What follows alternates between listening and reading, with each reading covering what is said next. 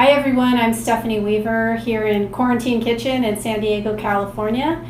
And this is part 3 of the CSA produce box. CSA stands for Community Supported Agriculture. In part 1, I opened the box and showed you all the stuff that comes in those and talked about what CSAs are and how great they are. This particular one is Melissa's Produce, which is here in Southern California. But I'll include a link to the USDA website where you can put in your zip code and find local CSAs that you could order produce from directly. Sorry. And was that a COVID cough? Not a COVID cough, I don't think. I just haven't had enough water this morning. So, and then in part 2, I prepped all those vegetables. So, and then we discovered that we should have plugged the camera in because we ran out of power at the very end. So I didn't get to show you. So this is what all the veggies look like prepped. So these are the sweet potatoes. These are this is the broccoli stems, celery, the carrot tops, and the kale. And these, most of these are going up in the freezer right now. So I can use them, and you can literally just take them from the freezer straight in. Usually what'll happen is when they're frozen, I might pull them out and have to bang on the bag to get the pieces to separate. But as long as the produce is dry, when you cut it up and freeze it, it doesn't stick together. And so those just live up in my freezer, and then that way I don't have any produce go to waste. See you later. Yeah, bye. So I'm going to be putting some extra virgin olive oil in the hot pan. It's probably about two tablespoons or so. And I'm going to just show you. What I'm looking for is you don't want to heat the oil for a long period of time. But when you put it in there, you're looking for a shimmer, not smoke. So smoke, too hot, turn the burner down. But this has just got a nice shimmer on it. I'm going to get stuff in right away. So this is those tough kale stems that I showed you in part 2, as well as some broccoli stems. Those are hard. They need the total 15 minutes. This takes 15 minutes or so to cook. Diced sweet potato going in. Celery going in. And then I'm going to let that cook for a couple minutes before I add the garlic. And why that is you want these vegetables to release some moisture so the garlic doesn't burn, because garlic is kind of dry and it burns real easily, and so you don't want that because then that kind of flavors the whole dish. You want to give these vegetables, usually about 2 or 3 minutes. I generally will set the timer for 15 minutes or count up for 15 so I kind of know about how long everything's been cooking. This is the hash I made this morning. So this is kind of what it looks like when it's finished. We're not going to run to the end of this being cooked. What else I'm going to add are chopped up radishes or cut up radishes, some broccoli, florets, some of those carrot top greens, some of the kale, the curly kale that we prepped. Other options for this you can add are toasted sesame oil, coconut aminos, or tamari. You can add nuts or seeds, so sunflower seeds are great in this, sesame seeds are great, nuts like walnuts are excellent, and those all add protein to it and also texture. And so if I want to go kind of a more Asian-inspired route, I might go with these flavorings and the sesame. If I want to do more Mediterranean, you could always add a little bit of that Italian seasoning I used the other day and some walnuts. So you can really vary this quite a bit. And then, is there an order in which this goes in? Like what goes first? The hardest stuff goes first. So the root vegetables and those hard stems go first because they need the full 15 minutes to cook. So if you're cooking diced potatoes, diced sweet potatoes, diced carrots, if you happen to be doing rutabaga or kohlrabi or turnips, those are all hard root vegetables. Beets you would want to dice pretty small because otherwise they might not be cooked in 15 minutes because they're like the hardest vegetables. They take the longest to cook. And that's why the total is about 15 minutes. So you want these harder vegetables to go in, give them a few minutes head start, then add your garlic, then these softer vegetables that don't take as long to cook.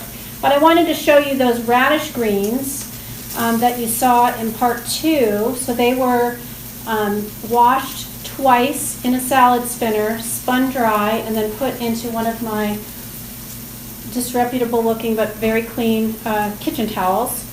And then I'm just going to really roughly chop these. These are very tender green, completely edible. You don't want to waste those, and they do have a slight bitter component, which means there's a lot of phytonutrients. And I'm just going to taste them right now, and I'll tell you what they taste like. So they're kind of watery.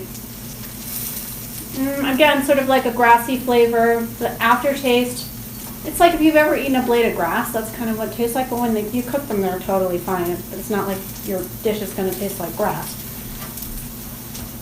But that's why I wouldn't put these in a salad. They're not something I would eat raw.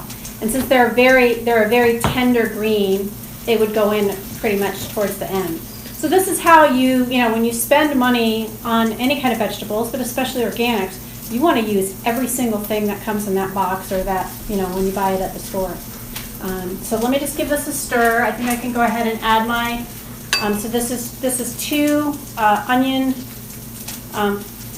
cloves, peeled. Garlic cloves. I'm sorry, garlic cloves, Yeah. Thank you.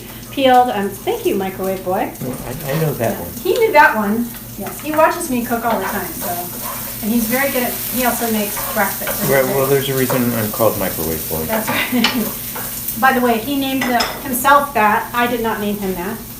And then the only other little trick I wanted to show you, and this is just like some weird quirk that I have. So a lot of the produce, like especially broccoli, will come with these really wide, stiff rubber bands. And I love rubber bands. And when I was a kid, I figured out you could actually cut them in half. So I just wanted to show you what that looks like. So you have to fold it in half and cut it exactly down the middle, but then you end up with 2 rubber bands that are super sturdy but a lot easier to use. And so I reuse all this kind of stuff. I reuse my plastic bags, I wash them out unless they've had meat in them. The other thing I wanted to talk about just briefly was safe handling with food and vegetables. So generally it's good practice to have a separate cutting board for cutting raw meat on. Use some kind of a disinfectant like a bleach to clean that. If you've cut meat with a knife, you don't then go cut vegetables. So just in case those of you who are home and now you're cooking in ways that you haven't been cooking before, I just wanted to make sure that I said that. Again, I wanted to, so I'm going to add these other ingredients, and then I'll hold this up so you can see kind of what it's looking like as it's cooking. So what's going in now? So that was the radishes, that's the broccoli.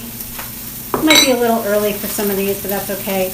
If I'm pushing something off the cutting board, you don't want to scrape your sharp knife blade across the cutting board because that will dull your knife. So I flip it upside down and use the back side to push stuff off.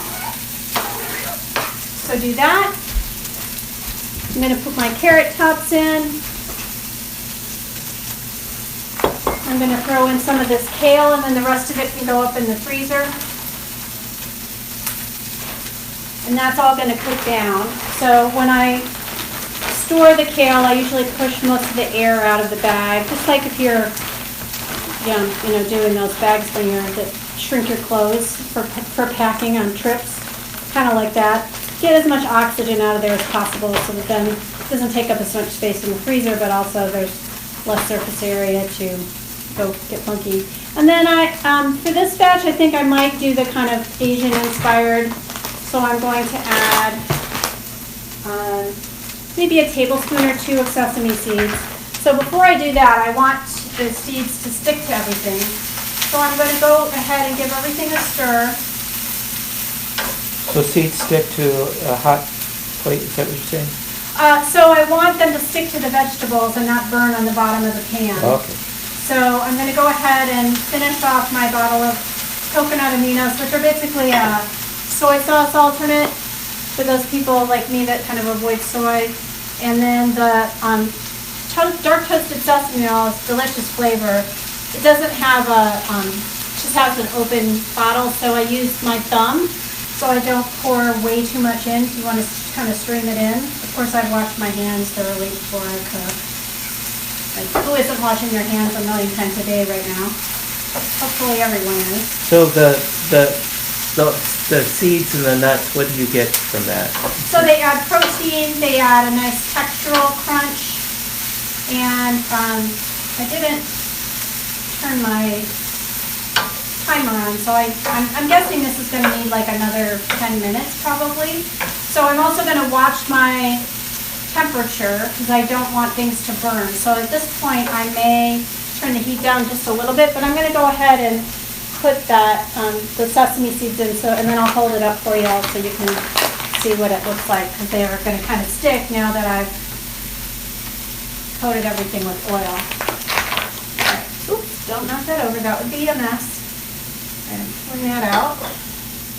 Okay, so I'm just gonna show this to you so you can kind of see. You've got, and I'm getting some really nice aromatic scents off that Does it smell sesame like- oil. yeah. It smells like sesame oil. It smells a little bit like kind of teriyaki, a little flavory. I'm getting the garlic, and the vegetables are starting to come off. And so, you know, and then you're going to want to stir it every couple minutes. You don't want it to be too hot or the seeds will start popping out of the pan, which does make a mess. So that's, again, a good reason to kind of keep an eye on the temperature.